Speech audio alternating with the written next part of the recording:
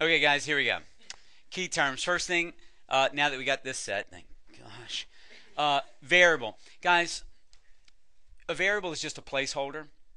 We could do a box if we wanted to, as a placeholder. But when we're using typewriters and things like that, it's just easier to let a letter stand for a number. Okay? And that letter, when it stands for a number, is called a variable. You guys know that. The values of the variable are the numbers that we would plug in for a variable, the numbers that it stands for. Sometimes it stands for one number individually. Sometimes it stands for an infinite number of things. Okay? A variable expression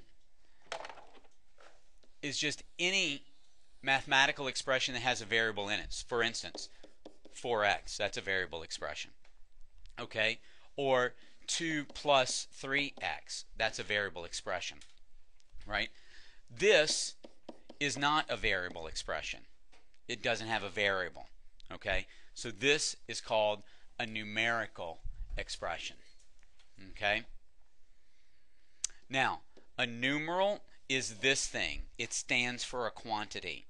That symbol, which stands for 4, is the numeral 4. Okay? All right, so look, we've done that.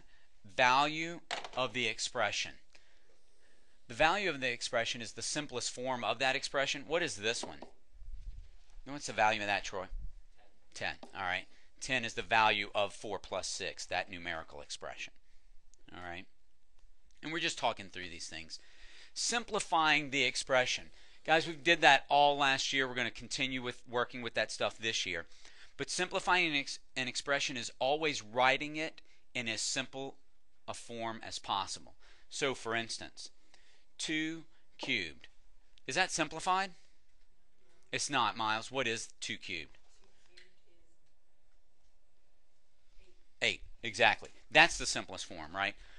4 plus 6. This stands for a value, but it's not the simplest form of that value. What is it, Chris? It is 10. 10. All right, so now it's simplified. 4 over 6. Is that simplified? Gordy? No. What should it be? 2 over 3. Okay, good. So to simplify fractions, they should always be reduced. Okay, that's the simplest form possible. All right? And then the last thing here, evaluating the expression.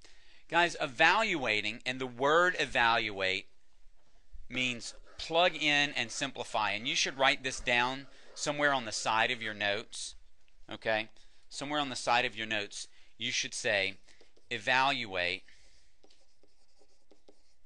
And I'm putting quotations around it because I'm talking about the word evaluate. Means plug in and simplify. Okay? That's what evaluate means. So whenever you get directions that say evaluate the expression, that means plug in the value that they give you for the variable and then simplify it as much as you can. That's what evaluate means. All right? Now, I'm going to erase, well, no, I can leave that there. That's fine.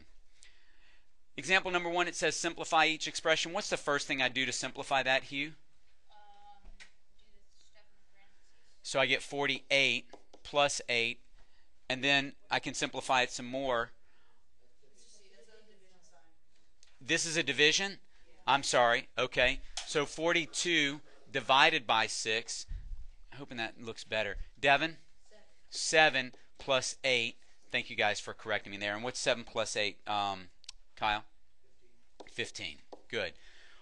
Guys, what is that plus and minus? That's division. It is division. So it's division and minus. What do I do first, Jackson? 8 minus 2. That gives me 6, so I get 54 divided by 6. And what's 54, Curran, divided by 6? I believe it's 9. It is 9. All right? Well done, guys. A little practice with the order of operations there, and that's all good. All right, let's look at example number 2.